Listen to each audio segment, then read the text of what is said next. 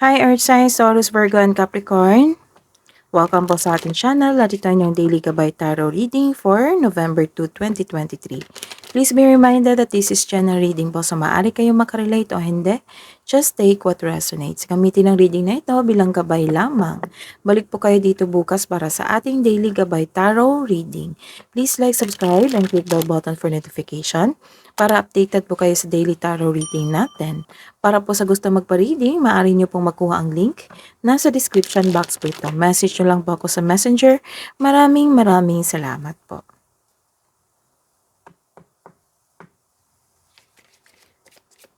Spirits guys, ano po ang ganap today para po kay Earth Signs, Taurus, Virgo, and Capricorn ngayong November 2, 2023?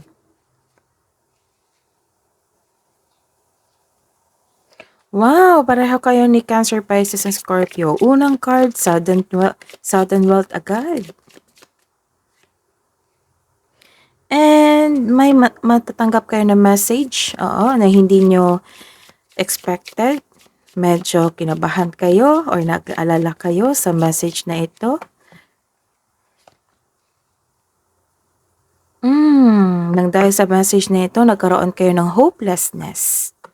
Nawalan kayo ng pag-asa po. Might be, this is a bad news. Kailangan lang maging handa. Pero don't worry, may sudden wealth dito. Message nyo po, Spirits Guide, para po kay Taurus, Virgo, and Capricorn. Enlightenment, pursue spiritual growth. And embrace the truth. So, katotohanan ito. So, this card asks you to embrace the truth. Kailangan mo tanggapin. Energy po ni Taurus, Virgo, and Capricorn ngayong November 2, 2023, Spirits Guide.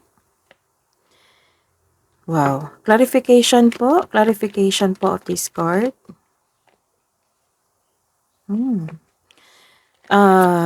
Cancer, no.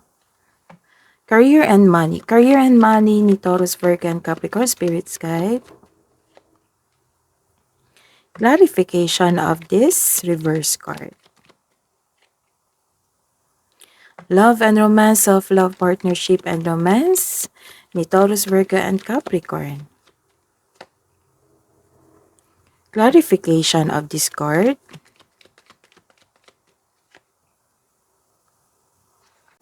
May new cycle sa araw na ito. Kakapasok nyo lang sa new beginning sa inyong buhay, bagong yugto sa inyong buhay, or itong message na ito and sudden wealth na ito, maghahatid ito ng changes sa inyong buhay. This is happiness. This is destiny. Naka-destiny po ito sa inyo. You have a luck, good luck. This is your lucky day. Nagkaroon ng good karma. This card tells you to focus on what you can control in order to find peace. Let go mo na ang hindi mo na control. This card is a completion of cycle, may changes na darating or blessings. This card tells you na you have strength and new beginnings. In new beginnings, may lakas ka na tatahakin ang bagong buhay, bagong yugto ng inyong buhay. This card tells you na you have strength in new beginnings. The cycle restarts. Pero nagkaroon kayo dito ng anxiety. Oo. Para pumasok ko itong wealth na ito, changes sa inyong buhay, kailangan yung i-let go ito. Kasi nagkaroon ka ng anxiety dito, pag-alala, dahil sa message na ito. Di kayo makatulog, laging balisa, nag-overthink po kayo, nag-overanalyze kayo sa situation kasi hindi mo lubusang tanggap yung mensahe na dumating sa inyo. Maaring daladala ito ng isang tao or daladala ito ng isang electronic device or mail ba. This card tells you na ang iyong pagkabalisa ay pumipigil sa iyo na makita ang Wheel of Fortune. Kaya, i-release mo itong negative emotions flow sa inyong buhay ngayon para dumating itong blessing sa inyong buhay. Sudden wealth and Wheel of Fortune. This is a reverse card. Nagkaroon po kayo ng impatience nagkaroon kayo ng impatience dahil sa pag-receive ng message na ito and nagkaroon kayo ng hopelessness and ito. Naging impatient kayo sa inyong inaantay na opportunity or tao or isang bagay. Mag-ingat din sa inyong kaperahan kasi may nakita ako ditong scam investment. Nagdesisyon kayo ng hindi pang matagalan, maaring nangyari na ito or mangyayari pa lamang. So, ingat po. Dobleng ingat. Kung nangyari na ito, baka ito yon despair. Nagkaroon kayo ng walang gana, na hopelessness, kasi sa nangyari na scam investment po. Naging impatient kayo, naging frustrated kayo, na makuha mo agad ang gusto mo, yun pala ay scam. So, kung hindi pa ito nangyari sa inyo, kailangan ingatan ang inyong kaperahan. This is a reverse card. Nagkaroon po kayo na exaggeration or finding a solution. So, this is good. This is a consider a good step. Kasi, after this emotion,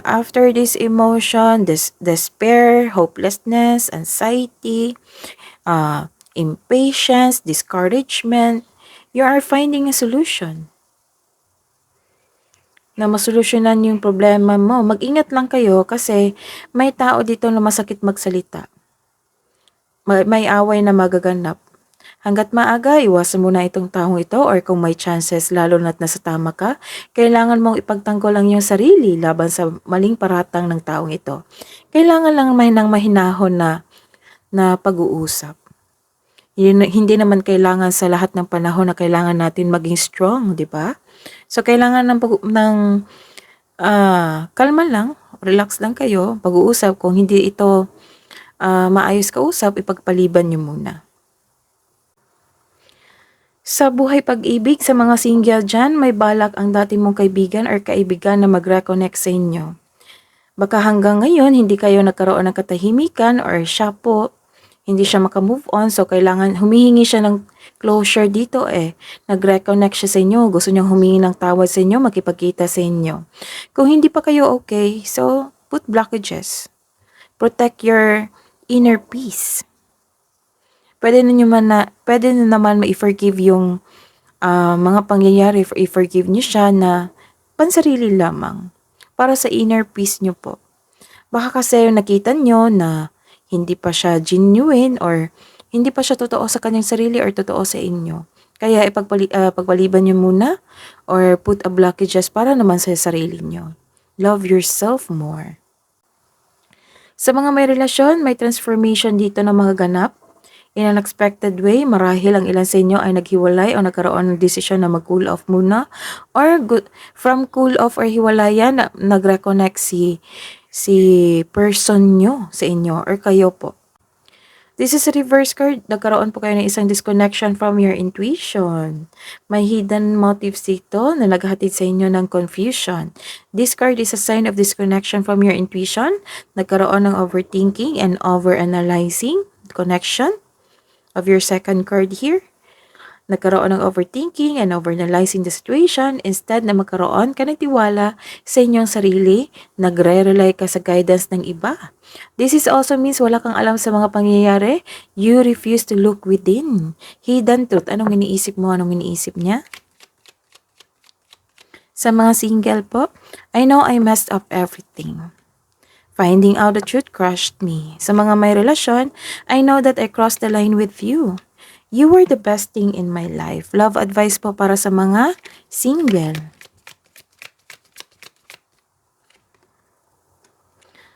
You are taking time of yourself. That is very good. Beauty, ritual, and beauty application. And connect with fire. Love advice po para sa mga couple natin na Taurus, Virgo, and Capricorn, Spirit's Guide. So, your soul is preparing to reconnect, trust in the process, and embrace what destiny has in store for you. Kabang advice po, Spirit's Guides para po kay Taurus, Virgo, and Capricorn ngayong November 2. Be bold and make first move. And conclusions are within reach. Spirits, guys, angels, archangels, guardian angels, message po kay Taurus, Virgo, and Capricorn ngayong November 2, 2023. Message from Archangel Gabriel. Shimmer with diamond light, express your creativity. So, time sa inyong career. And message from Archangel Michael. Stand in your power, be true to yourself. That is your reading. Taurus, Virgo, and Capricorn, please like, subscribe, and click bell button for notification para po updated kayo sa daily tarot reading natin. Maraming salamat po.